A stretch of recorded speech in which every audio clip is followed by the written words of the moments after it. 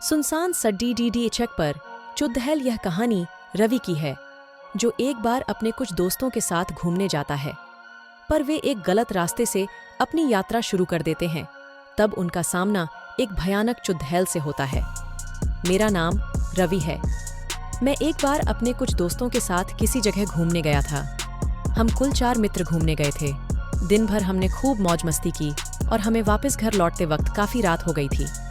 मुझे रात की यात्रा शुरू से ही पसंद नहीं थी, क्योंकि रात को मुझे थोड़ा डर भी लगता था। एक तो मेरा घर मेरे दोस्तों के घर से काफ़ी दूर था, ऊपर से वह समय बारिश का भी था, तो रास्ता भी ठीक से नहीं दिख रहा था। पर हम सब कार से घर आ रहे थे, तो इतनी चिंता की बात नहीं थी। थोड़ी देर बाद हम एक सुनसान रास्ते पर आ गए थे। अब वहाँ उस जगह एक गाड़ी मात्र भी नहीं थी। ये एक शॉर्टकट है, गाड़ी चलाते हुए मेरे दोस्त ने कहा। मैंने कहा, देख रात का समय, पर हमें ऐसे सुनसान रास्तों से नहीं जाना चाहिए। वो बोला, साले तुझे बड़ा डर लगता है, फट्टू कई के। सब हंसने लगे, पर मैं चुप था। सभी हंस ही रहे थे कि तभी सामने एक महिला सड्डा डिस्क पर खड़ी दिखी। मेरे दोस्त ने गाड़ी रोकी।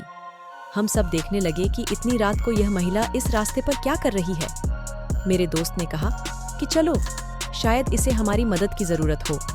मैंने कहा कि तुम लोगों का दिमाग तो ठीक है, जरा सोचो, इतनी रात को कोई महिला इस सुनसान सड़क पर क्या कर रही होगी।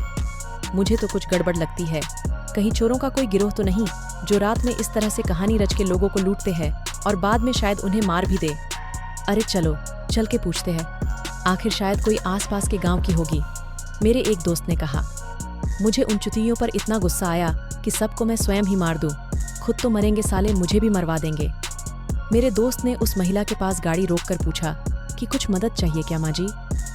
उस समय उस महिला का चेहरा दूसरी ओर था, पर जैसे ही वो मुड़ी, मेरे दोस्त ने गाड़ी जोर से आगे भगा दी। मैंने उससे पूछा कि क्या हो गया, गाड़ी इतनी तेज क्यों भगाया। वो बोला, अरे तुमने उसका चेहरा नहीं देखा? उस चेहरे से भयानक तो कोई चीज हो ही नहीं सकती। थोड़ा आगे जाने पर रास्ता बंद था, उस जगह भूस्खलन हुआ था। हम बस टकराते टकराते बचे।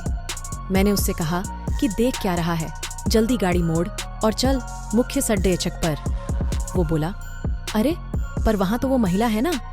महिला वहिला को छोड़, गाड़ी भगा, और कोई भी आए तो गाड़ी मत रोकना।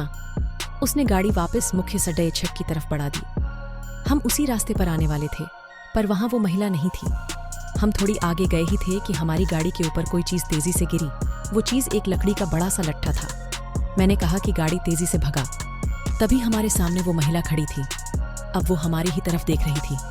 हमने भी उसका चेहरा देखा। उसका चेहरा बड़ा ही भयानक था। तभी उसने अपने सर को अलग किया और अपना सिर हमारी कार पर फेंक दिया। मैंने अपने दोस्त से कहा कि गाड़ी भगा। हमने पीछे देखा कि वो सिर कटी महिला हमारा बहुत ही तेजी से पीछा कर रही थी। पर जैसे तैसे करके हम मुख्य हाईवे पर पहुंचे और हमने पीछे देखा, पर वहां कोई नहीं था।